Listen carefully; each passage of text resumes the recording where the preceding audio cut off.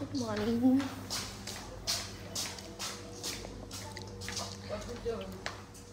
তো আজকে ছিল সানডে 22শে ডিসেম্বর, আর আমি আজকে যাচ্ছিলাম হলো আমার নাচের ম্যাম অর্থাৎ ববিতা ম্যামের আজকে অ্যানুয়াল প্রোগ্রাম ছিল, তো সেই জন্যই ম্যামকে সাজাতে গেছিলাম।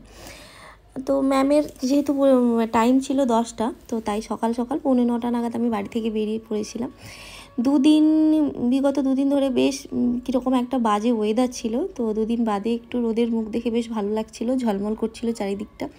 তো তোমাদের সাথেও তাই শেয়ার করলাম আমাদের চারিপাশে ক্যাম্পাসে কত সুন্দর গাছ লাগানো হয়েছে।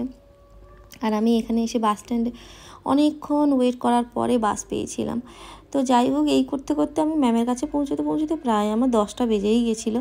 তো ঠিক টাইমে পৌঁছে গেছিলাম। একটু খুঁজতে অসুবিধা হয়েছিল, কারণ আমি তো গেছিলাম 2-3 বছর আগে, তো সেই জন্য একটু ভুলেই যাই অনেক দিন না যাওয়া হলে।